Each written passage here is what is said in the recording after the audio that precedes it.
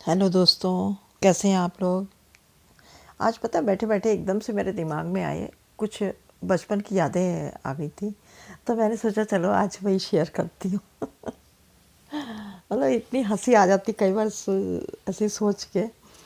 अब जैसे आजकल आम का सीज़न चल रहा है ना। आम तो सबको पसंद होते ही हैं, आपको पता ही है।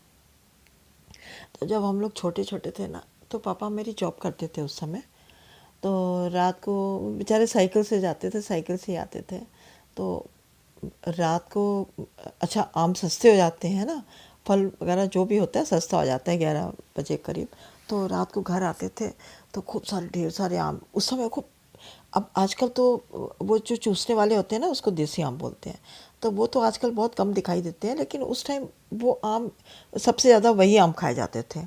और हर सीज़न मतलब पूरा सीज़न वो मिलते रहते थे, स्टार्टिंग से लेके एंड तक। तो हम लोग को बहुत पसंद था। तो पापा हमारे क्या करते थे, वो खूब सारे ढेर सारे आम ले आते थे और हम लोग बाल्टी में डाल लेते सारे के सारे। अच्छा फ्रिज तो होता नहीं था उस समय। तो सारे आम उसमें डाल के, तो जब खाना खाने बैठते थे तो बस फिर खाना खाने के बाद तो फिर ये सोच लीजिए कि पूरी बाल्टी में से निकाल निकाल के हम लोग वही खाते थे। सब लोग बैठ जाते थे अपना, मेरी सिस्टर बड़ी, मम्मी पापा, उस समय छोटी सिस्टर है, हाँ छोटी सिस्टर बहुत छोटी थी। तो सब हम लोग वही आम चूसने लग जाते थे। और कोई वो नहीं है जितने मर्जी खाओ, कोई ये नहीं कि हाँ वो तुम ज़्यादा क्यों खा ली या कुछ। ऐसे ही याद आ जाती है, अच्छा लगता है जरा सोचने में। बड़े प्यारे दिन होते सच्ची बचपन के। और पता है एक बात और, हाँ आपको बताऊंगी मैं। ऐसे ही जब रात को जैसे पापा जैसे आम लाते थे, तो कई बार होता था बरसात का मौसम होता था, पानी बरस रहा होता था। तो रास्ते में ना ये कुल्फ़ी वाले नहीं होते हैं, वो डिब्बे में जो बर्फ़ बर्फ़ में बनाते हैं कुल्फ़ी। तो उनके पास डिब्बे होते थे इसके, जो होते हैं ना, आपको क्या कहते हैं उसको, एल्युमिनियम के। हाँ उसमें ये लोग दूध डाल के तो उसमें बर्फ़ में रख देते थे तो जम जाती थी कुल्फ़ी। तो रात को ये लोग ना खूब सस्ती कर देते थे। तो पापा जब आते थे, कई बार पानी बरस रहा होता था और भीगते भीगते बेचारे आते थे और वो डिब्बे लेके आते थे। तो कहते थे कि जल्दी से इसको खाली करो, खाओ, पिघल रही है कुल्फ़ी।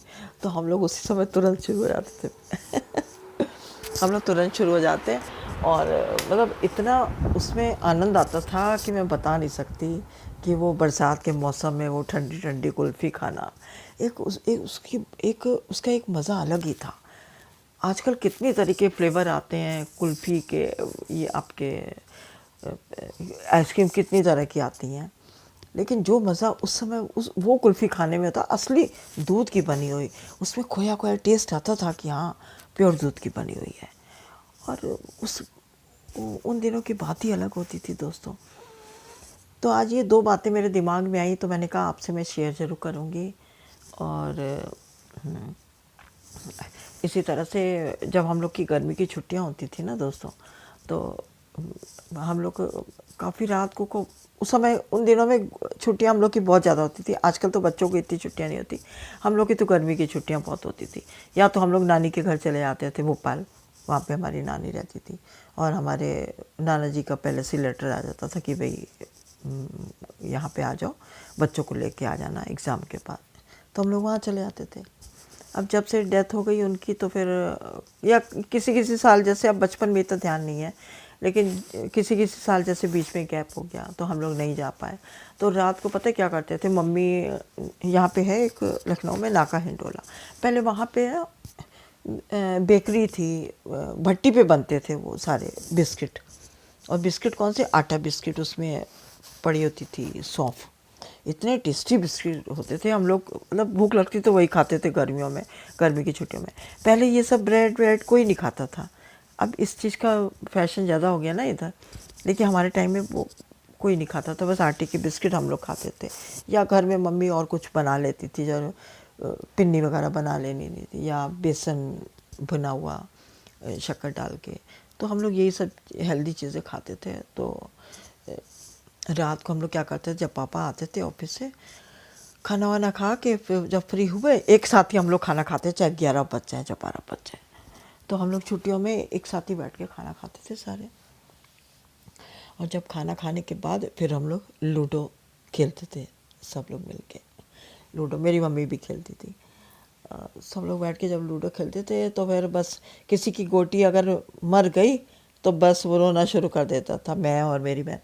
देखो मेरी गोटी पापा ने मार दिया आपने, या मेरी सिस्टर ने गोटी मेरी मर गई तो देखो पापा मेरी गोटी मार दी उसने, दीदी ने। ऐसे करके हम लोग बड़ा मुंह ऐसे बना के वो करते थे। तो पापा भी मेरे कम नहीं थे, वो भी कहते थे ये मारी गोटी, ये मारी गोटी।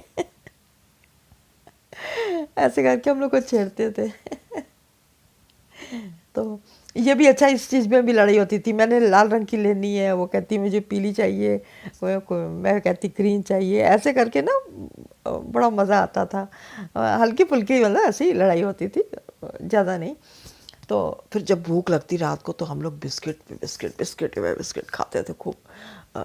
ढेर सारे मम्मी 2 जो कनस्तर होते हैं बड़े बड़े, वो बनवा के ले आती थी, बेचारी दूर से बनवा के लाती थी।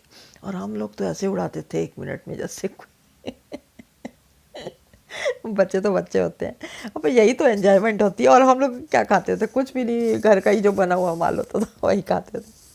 और बाज़ार में पिज़्ज़ा और ये सब थोड़ी ना उस समय मिलता था। आज भी हमें यही सब चीज़ें पसंद है, माँ के हाथ की बनी हुई। मम्मी मेरी बेसन बहुत अच्छा बनाती हैं, देसी घी में भून के अच्छे से, उसमें शक्कर डाल के, पिसी शक्कर डाल के, ड्राई फ्रूट डाल के। तो बहुत टेस्टी, मतलब माँ के हाथ की बात ही अलग होती है। तो मैं जब भी बनाती हूँ मुझे इतनी याद आती है मम्मी की। और मुझे लगता ही नहीं कि मैं वैसे बना पाती हूँ, मुझे टेस्ट ही नहीं आता। मेरे मुंह में टेस्ट वही चढ़ा हुआ है उनके हाथ के बने हुए बेसन का। तो मेरी मम्मी के हाथ में ना टेस्ट बहुत है। वो ना अचार उनका बड़ा फेमस है उनके हाथ का। इतना बढ़िया आम का अचार डालती, कोई भी अचार डालती हैं। समझ लीजिए उनको बड़ा शौक़ था। अब तो थोड़ी ओल्ड हो गई हैं, अब तो इतना नहीं वो कोई काम नहीं करने देता उनको। तो पहले आम का अचार डालना, कटहल का अचार डालना, अम्बार का अचार डालना, अम्बार होती है ना, हाँ, उसका अचार डालना।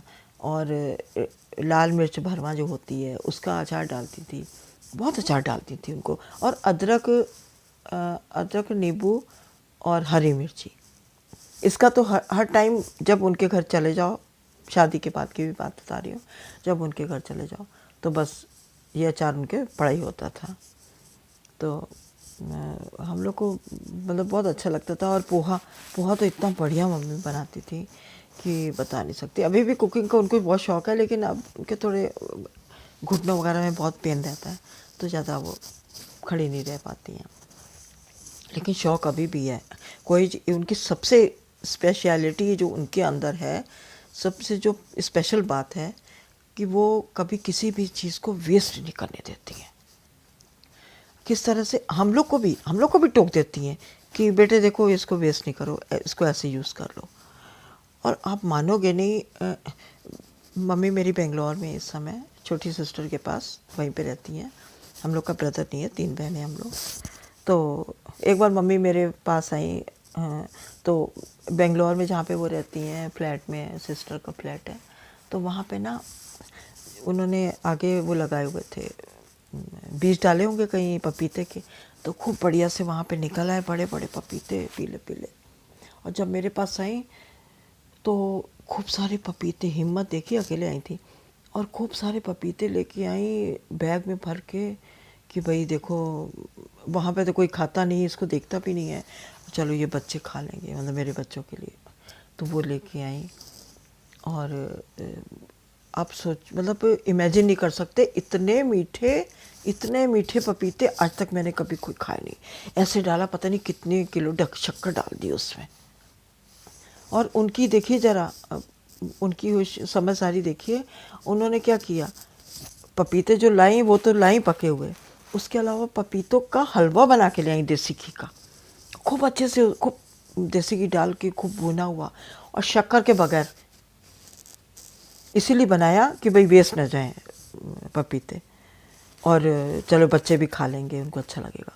और यकीन मानो दोस्तों, मतलब जितना मैंने ही उड़ाया ज़्यादा, मैं जब किचन में जाती थोड़ा सा खा के आ जाती थी।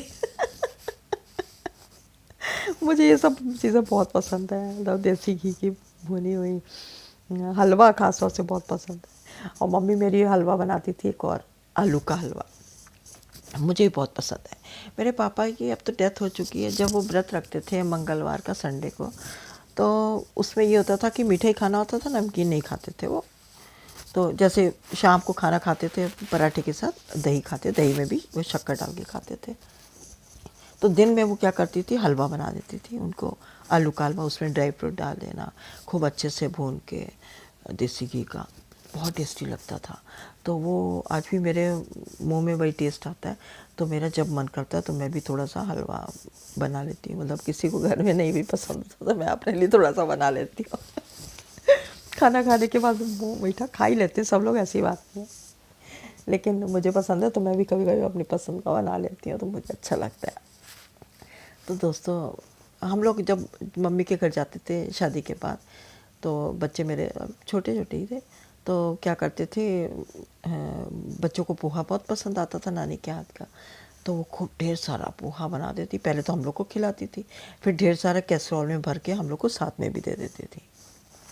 और किसी का बर्थडे हो, बच्चों का या मेरा, तो बस फिर मटर पनीर की सब्ज़ी तो बननी बननी है, खूब सारी मटर पनीर की सब्ज़ी, और भी साथ में बहुत कुछ बनाती थी, दही बड़े हैं, जैसे इस तरह की चीज़ें। तो बहुत मज़ा आता था। देखिए, एक माई होती है जो अपने बच्चों के लिए इतना कर पाती है, और कौन करता है हमारे लिए, बताइए। इसीलिए माँ को सबसे बड़ा दर्जा दिया गया है, और वो सबसे बड़ी बात निस्वार्थ भाव से करती है। वो ये नहीं सोचती कि मैंने किया तो बदले में मुझे बच्चे भी ऐसे करें। बस वो प्यार चाहती है, थोड़ी सी केयर चाहती है, थोड़ी सी इज्जत चाहती है, बस। इसके अलावा माँ कुछ भी नहीं चाहती बच्चों से। बस ये चाहती है कि थोड़ा सा मुझे टाइम दें, मुझसे बातें करें, मेरे थोड़ी सी रिस्पेक्ट करें, बस केयर थोड़ा सा चाहती है। और इसके अलावा उसको पैसों से, किसी से, कोई चीज़ से मतलब नहीं है, कपड़ों से या किसी भी सामान से। ला दो तो खुश है, नहीं ला दो तो कोई बात ही नहीं है। माँ ऐसी होती है। तो दोस्तों, आज के लिए बस इतना ही। वीडियो काफ़ी बड़ा हो गया है, लेकिन कुछ बातें मेरे जो दिमाग में आ रही थी, मैंने कहा नहीं, फिर दिमाग से निकल जाती, स्लिप हो जाती, याद नहीं रहती। तो मैंने कहा आज शेयर कर लेती हूँ, वीडियो बना लेती हूँ। थोड़ी लाइट भी गई हुई थी, मैंने कहा चलो अच्छा है, थोड़ा गर्मी में बैठूँगी बिना फैन के, उसमें थोड़ी सी डिस्टर्बेंस हो जाती है, आपको फिर आवाज़ में प्रॉब्लम होती है सुनने में। तो दोस्तों, आज के लिए इतना ही है। Thank you.